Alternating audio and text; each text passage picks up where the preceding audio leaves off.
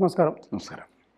ഈ ഭാരതാംബ വിവാദം നിലവിൽ രാജ്ഭവനും കടന്ന് തെരുവിൽ രണ്ട് രാഷ്ട്രീയ പാർട്ടികൾ തമ്മിൽ ഏറ്റുമുട്ടുന്ന ഘട്ടത്തിലേക്ക് വരെ എത്തിയിട്ടുണ്ട്. എന്താണ് ശരിക്കും ഈ വിവാദത്തിനൊരു അടിസ്ഥാനം? ദിവസത്തിൽ വലിയൊരു കഴമ്പില്ലാത്തൊരു വിവാദം മാതിരി തോന്നി. കാരണം ഏതൊരു നാടിൻ്റെയും ചില മാനബിന്ദുക്കളുണ്ട്. ഈ മാനബിന്ദുക്കളെ അംഗീകരിക്കുന്ന കാര്യത്തിൽ ഒരു അതിൻ്റെ രാഷ്ട്രീയത്തിൻ്റെ ആവശ്യമില്ല. ഇപ്പം നല്ലൊരു എക്സാമ്പിൾ പറഞ്ഞാൽ, ഭാരതം ഇന്ത്യയും പാകിസ്ഥാനുടെ യുദ്ധം ഉണ്ടാവാറുണ്ട്. 1971 ബംഗ്ലാദേശിൻ്റെ സ്ഥാപനാർത്ഥം ഉണ്ടായിട്ടുള്ള ആ യുദ്ധം. ആ യുദ്ധത്തിൽ ഇന്ത്യയിലുള്ള എല്ലാ രാഷ്ട്രീയ പാർട്ടികളും അകമഴിഞ്ഞ അന്നത്തെ ഭാരതത്തിൻ്റെ പ്രധാനമന്ത്രി ശ്രീമതി ഇന്ദിരാഗാന്ധിയുടെ പിന്നിൽ അണിനിരന്നിരുന്നു. അതൊരു ഭാരതത്തിന് പൊതു സ്വഭാവമാണ്.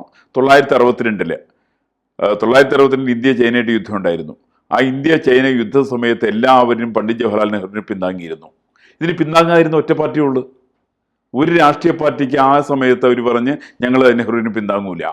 എന്നിട്ട് EMS പറഞ്ഞൊരു കമന്റ് എന്താ വെച്ചിട്ടുണ്ടെങ്കിൽ, ഇന്ത്യയുടെ എന്ന് ചൈനയുടെ എന്ന് പറയുന്ന സ്ഥലത്താണ് യുദ്ധം നടക്കുന്നത് എന്ന് വെച്ചാൽ അവർ ചൈനയുടെ ഭാഗത്തുമല്ല ഇന്ത്യയുടെ ഭാഗത്തുമല്ല. അവരെന്തോ പ്രത്യേക രാഷ്ട്രമായിട്ടുള്ള രീതിയിലാണ് കമ്മ്യൂണിസ്റ്റ് പാർട്ടി അക്കാലത്തും ചിന്തിച്ചിരുന്നത് തന്നെയാണ്.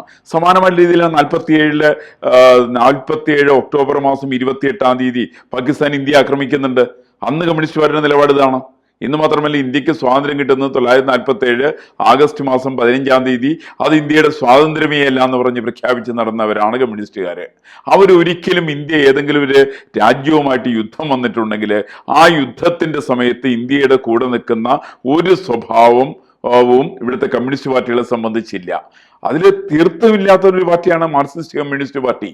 അപ്പൊ അതുകൊണ്ട് ഈ ഭാരതാംബ എന്ന് പറയുന്ന ചിത്രം ഉണ്ടല്ലോ, ഭാരതമാതാവ് എന്ന് പറയുന്ന സങ്കല്പം, അവർക്ക് രണ്ട് സ്ഥാനത്തിലും അവർക്ക് പൊറുക്കാൻ പറ്റില്ല. അതവർ കുറ്റപ്പെടുത്താൻ സാധ്യമല്ല. അതവര് പ്രത്യയശാസ്ത്രത്തിന്റെ ഭാഗമാണ്. ഭാരതാംബയില് അമ്മയുടെ സ്ത്രീയുടെ ചിത്രമാണ്. കമ്മ്യൂണിസ്റ്റ് പാർട്ടിക്ക് എവിടെയാ അമ്മ അംഗീകരിക്കാൻ പറ്റുക? ഏത് കമ്മ്യൂണിസ്റ്റുകാരനാ സ്ത്രീകളെ അംഗീകരിക്കുക? നമ്മളൊന്ന് ആലോചിച്ച് നോക്ക്. ഇന്ത്യയിലെ എല്ലാ സംസ്ഥാനങ്ങളിലും മുഖ്യമന്ത്രിമാരായിട്ട് വനിതകൾ വന്നിട്ടുണ്ട്. അവിടെ തമിഴ്നാട്ടിൽ വന്നു, കർണാടകത്തിൽ വന്നിട്ടുണ്ട്, അല്ലെങ്കിൽ ആന്ധ്രാപ്രദേശിൽ വന്നിട്ടുണ്ട്, മഹാരാഷ്ട്രയിൽ വന്നിട്ടുണ്ട്, മധ്യപ്രദേശിൽ, രാജസ്ഥാനിൽ, ഗുജറാത്തില്, ഉത്തർപ്രദേശില്, ഡൽഹിയില്, ബംഗാളിൽ, എല്ലാ ദിക്കിലും വന്നു. മറ്റേ ഒറീസയിൽ വരെ വന്നു. പക്ഷെ വരാതിരിക്കുന്ന സംസ്ഥാനത്തിന്റെ പേര് കേരളം എന്നാ. കാരണം കേരളത്തിലെ കമ്മ്യൂണിസ്റ്റ് പാർട്ടി തെരഞ്ഞെടുപ്പിൽ മത്സരിക്കുന്ന സമയത്ത് കേരള നാട്ടിൽ KR ഗൗരി ഭരിച്ചിടുന്നൊക്കെ പറഞ്ഞൊരു മുദ്രാവാക്യം വിളിച്ച് ആളുകളുടെ നിന്ന് വോട്ട് മേടിച്ച് ജയിച്ചതിന് ശേഷം ആ കാലത്ത് ഏതെങ്കിലും ഒരു EK നായനാരിമാരെ കൊണ്ടുവന്ന് തെരഞ്ഞെടുപ്പിൽ മത്സരിപ്പിച്ചിട്ട് ആണുങ്ങളെ മുഖ്യമന്ത്രിയാക്കുന്ന ഒരു സ്വഭാവം കേരളത്തിലുണ്ട്.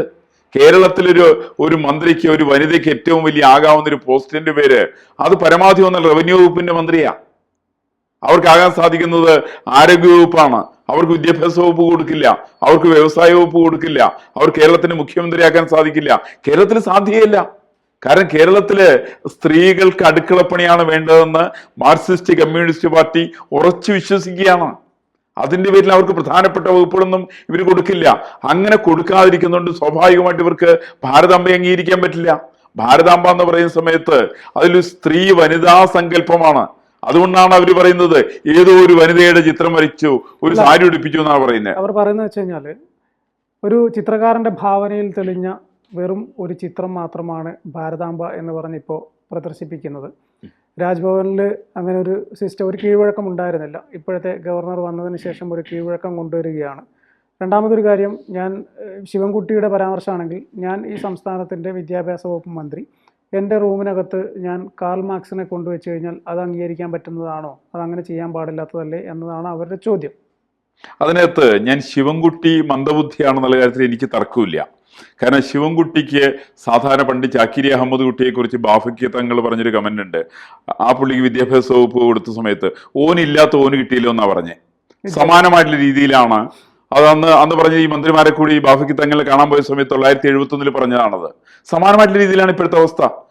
ശിവൻകുട്ടിക്ക് എന്താണോ ഇല്ലാത്തത് അതാണ് അദ്ദേഹത്തിന് കൊടുത്ത വകുപ്പ്.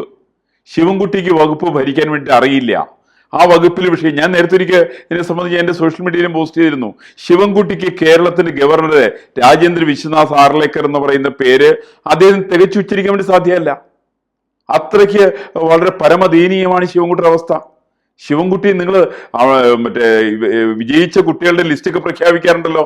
9385 എന്നൊക്കെ പറയുന്ന ആളാ പുള്ളി. കൃത്യമായിട്ട് അതുപോലും പറയാൻ സാധ്യമല്ലാത്ത, നാവ് വഴങ്ങാത്ത, ബുദ്ധി വികസിക്കാത്ത, സാമാന്യ വിദ്യാഭ്യാസാദി കാര്യങ്ങളെ സംബന്ധിച്ച് പരിജ്ഞാനമില്ലാത്ത ഒരാളുടെ പേരാണ് കേരളത്തിൽ ശിവൻകുട്ടി. ശിവൻകുട്ടിക്ക് സാധിക്കുന്ന ഒരു പണി നിയമസഭയ്ക്കകത്ത് തുണി പൊക്കി പിടിച്ചുകൊണ്ട് അല്ലെങ്കിൽ മുണ്ട് കെട്ടിക്കൊണ്ട് ഡെസ്കിന് മുകളിൽ ഓടാനും ചാടാനും ഒരു ഭ്രാന്തനെ പോലെ അലഞ്ഞു തിരിഞ്ഞുകൊണ്ട് ആളുകളുടെ മുഖത്ത് ഉണ്ടെങ്കിൽ സൈക്കിളിന്മേൽ നിന്ന് വീണ വല്ലൊരു ചിരിയും ചിരിച്ച് നിൽക്കാൻ അറിയാവുന്ന ഒരാളുടെ പേരാണ് ശിവൻകുട്ടി എന്നുള്ളത്. അല്ലാണ്ട് ശിവൻകുട്ടിക്ക് ഈ പറയുന്ന ഒരു പാരമ്പര്യമൊന്നുമില്ല. അപ്പൊ അതുകൊണ്ട് ശിവൻകുട്ടിക്ക് ഭാരതാംബയുടെ ചിത്രം അതെന്താണെന്ന് മനസ്സിലായിട്ടില്ല. ഈ ചിത്രം വരച്ചത് ആരാന്നുള്ളത് ഇയാൾ മനസ്സിലാക്കേണ്ട വസ്തുതയല്ലേ. ചിത്രം വരച്ചത് ആരാണ്? ചിത്രം വരച്ചത് സാക്ഷാൽ രവീന്ദ്രനാഥ ടാഗോറിന്റെ അവനീന്ദ്രനാഥ ടാഗോർ അദ്ദേഹം വരച്ച ചിത്രമാണിത്.